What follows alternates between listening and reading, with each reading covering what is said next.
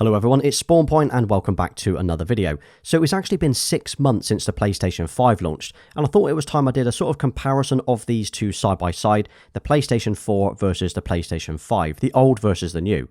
We'll take a look at the specs and what they are both capable of, as well as things like the picture quality, storage, the noise of the consoles, the games, controllers, UI, and some features from the PlayStation 4 that I genuinely miss. Now, I know it's been really tough for a lot of people to get hold of the PlayStation 5 this year due to those stock issues, but the question is, if you've got a PS4 already, is it really worth upgrading to the PlayStation 5, and what is it that you're missing out on?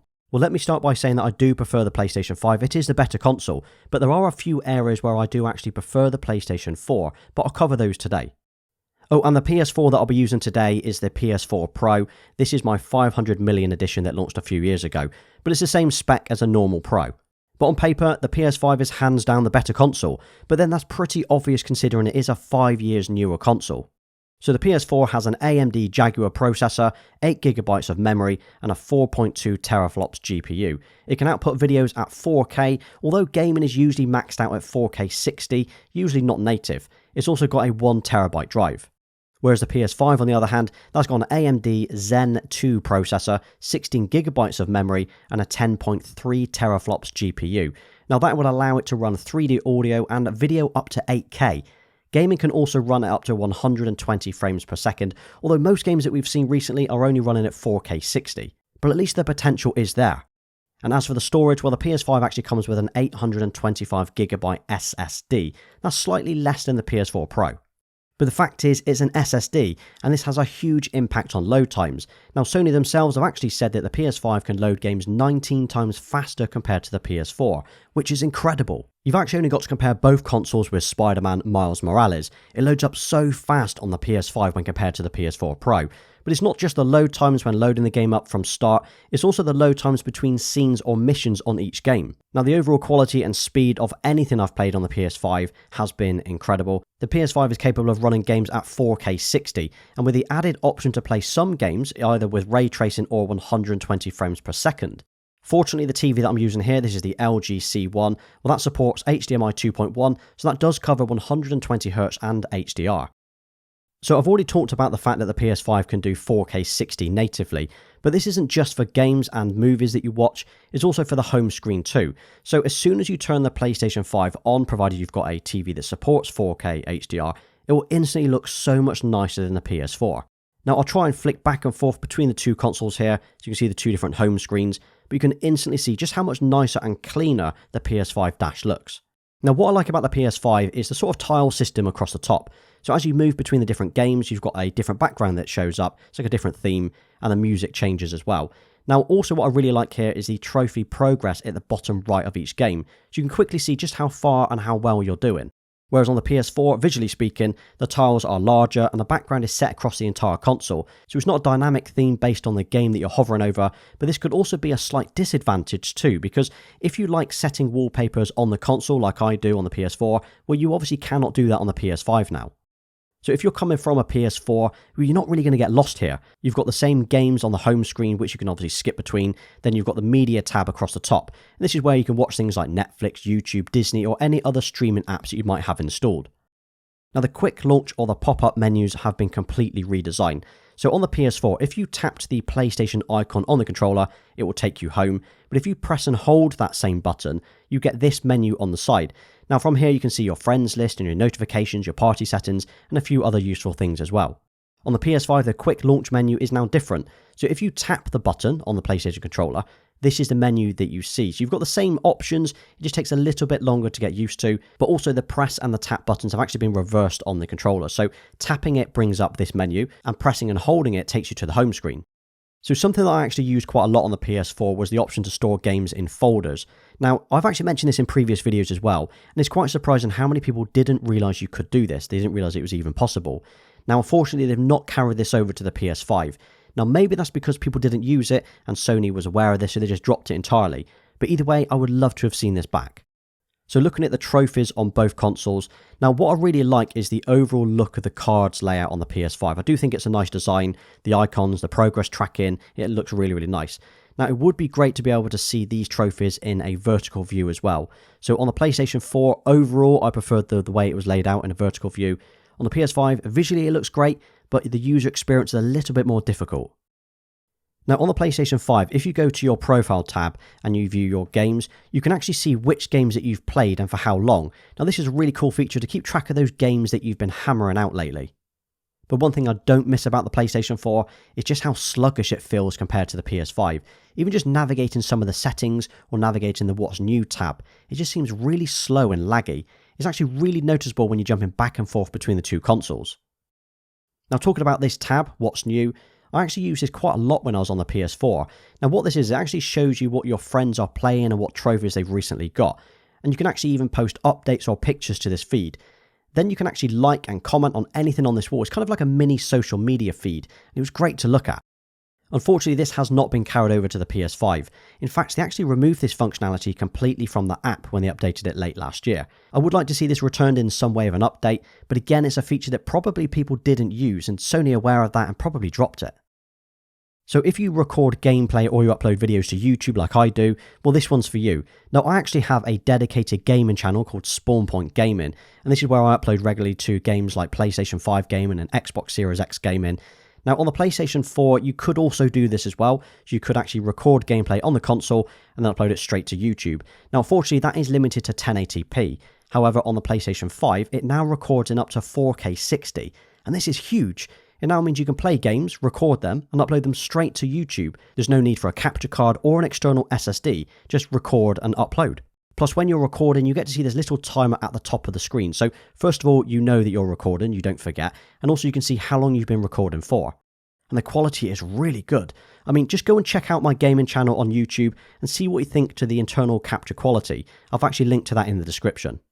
And these are the two controllers. So we've got the DualShock 4 for the PS4 and we've got the DualSense for the PS5. Now the DualShock 4 controller was my favourite controller of all time. It was well balanced, a great size, and the available colour choices were awesome. My personal favourite is definitely this 20th anniversary one. And then here's the DualSense controller. And now I can safely say, as soon as I held this for the first time, this instantly became my favourite controller. The weight, the feel, the overall balance of it really is just perfect. Now for me, it instantly made the DualShock 4 controller feel kind of cheap and plasticky. And don't forget, that was my favourite controller of all time.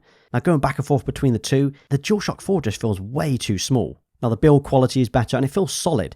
Now I am aware there are reported stick drift issues. There are plenty of YouTube videos about this. But I've got 3 of these controllers and I've never had this issue. Hopefully we'll see more colours available soon too. Now I know we've got the black one and the red one coming out in a week or two, but I assume just like with the PS4, we'll probably get more limited edition colours soon. But the biggest difference for me, which I genuinely enjoy and use every single day, is the haptic feedback, as well as the adaptive triggers. Now some might think this is a little bit gimmicky, but I really like it. It adds a whole new feel to playing certain games. Now I know it's not for everyone, but you can turn this off in the settings if you don't like it. So I'd mentioned before that the PlayStation 5 does come with an SSD, and that massively improves load times for games. But at the time of making this video, you still cannot play PS5 games on an external drive. Now you can plug a drive in and you can store and play your PS4 games on it, and you can also use that external drive to store your PlayStation 5 games. You just cannot play it from it. Now this might not sound much of an issue to you, as the 667GB internal storage might be enough for you, and that'd be enough to play say 10 different PS5 games, depending on the games you're playing, or probably 1 copy of Call of Duty. But hopefully we'll see more options this year to increase the internal storage, or at least allow you to use external drives and play your games from it. Well, I'm guessing the reason that you're even considering a PlayStation 4 or a PlayStation 5 is obviously to play games. Well, firstly, anything that's on the PlayStation 4 will basically run on the PlayStation 5. I think the backward compatibility is at around 99%. Basically, any of the big games over the last few years, you'll definitely be able to play on the PS5.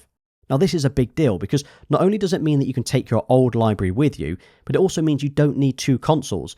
On top of that, the PlayStation 5 offers a performance boost for some PS4 games. Now this actually speeds up load times and even the resolution on some older games. Now that makes the PlayStation 5 even more appealing, as let's be honest, the number of true PS5 games that have been launched so far is not really enough to make you want just this console. So if it wasn't for the backwards compatibility, it would be pretty limited. Now, if you do want to play older games or games that you've not previously played yet, you can actually transfer your game saves over. So all you need to do is make sure you upload the game saves to the cloud storage, then you go into the settings on the PS5, and you can actually download those straight to the PlayStation, or you can transfer those from USB drive if you'd prefer. With that said, most of the latest releases, including some upcoming games like Ratchet & Clank, will be on both the PlayStation 4 and the PlayStation 5. There are only actually a handful of exclusive PS5 games available right now, not including the remastered versions that you won't see on the PS4. These include things like Astro's Playroom, Destruction All-Stars, Demon's Souls, and Returnal. So if these were games that you really wanted to play, well, you would need a PS5 for that, but otherwise everything else will run on the PS4. Now this might not sound like a big deal to some, no pun intended, but the noise level of these two consoles are night and day. So the PS4 is renowned for being loud. You've seen the memes with the jet engines, but once you start playing any kind of power-hungry game, or if you just sat on a menu, the fans kick in and it can be really loud. But the PS5 is really quiet.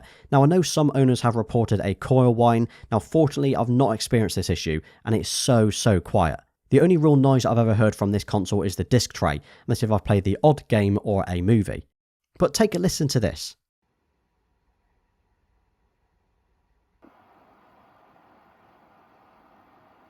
So if you've got a PS4 or a PS5 sat right next to you while you're gaming, say you've got a desk set up, well the PS5 will make your gaming experience so much better. Well, at the start I did mention that there were some features of the PlayStation 4 that I genuinely miss, and I think the PlayStation 5 should definitely adopt these. So I touched on this earlier, but I think the folders on the PlayStation 4 were really useful. It was a great way to sort out any games into categories such as family members or games that you've not finished yet. I guess this would have an impact on the dynamic themes for each of the PlayStation 5 games you can see, but I really think it would be useful to get it back. The What's New or the social feed that I mentioned, this was awesome on the PS4, so it would be really nice to get this back on the PS5. Another feature missing on the PS5 that the PS4 had was the option to change the background or the wallpaper. Now it's probably not possible due to the game background images, but again this would be something I would like to use. So if you can find one where you can pick up a PS5 for £449 or $499 and the digital version for £349 or $399. Now it doesn't matter which version you go for, they both perform exactly the same, you'll get the same specs and the same gaming experience, it's just whether you want a disc drive for your movies and your games. Now I did go for a disc drive as even though I really only buy digital games, it's good to have it as a backup. As for the PS4, well you can still get a PS4 Slim for $259 or $299, or you can go for the PS4 Pro which is £349 or $399. So the price of the PS4 Pro and the PS5 Digital is practically the same. So with all of that said, is it worth getting a PS5 over a PS4? Well, the short answer is obvious and it's yes. It can do everything that the PS4 can do and better. It will play all of your PS4 games that you've not started or finished yet, and it does it quicker and quieter. There are also loads of PS4 games that have had the performance boost on the PS5, so you can play the same great games in 60 frames per second. On top of that, it will play Ultra HD Blu-rays, it has a handful of PS5 exclusives that are not available on the PS4, and it's got an awesome controller. Seriously, this controller is really good. So if you've not got either of these two consoles yet, and you're not sure which one to go for, obviously go for the PS5. It might cost you a little bit more if you go for the disc tray, but honestly the load times, the quietness alone really is worth it. Now if you've got a PS4 Pro already like I've got here, and the question is it worth upgrading? Well again, yes it really is. So obviously the PS4 Pro will play most of the games that are out at the moment, barring a few PS5 exclusives. And you could either wait, you could wait until there's a few more games available, but honestly, I would say you still want to go for a PS5 over the PS4 Pro. But why don't you let me know in the comments if you've got a PS5, a PS4, both, or neither, and I will give you a thumbs up for staying to the end and answering that question. Or are you still looking for a PS5? Well, if you want to see more PlayStation 5 content from me, check the links in the description, as I've got things like the all-black console, I've got controller, I've got accessory videos, I've got loads of videos out there already. Well, you just made it to the end of this video, so thank you for watching. Don't forget to hit that like button, subscribe to the channel and turn notifications on so you don't miss my next upload. You can also follow me over on Instagram and Twitter. Until next time.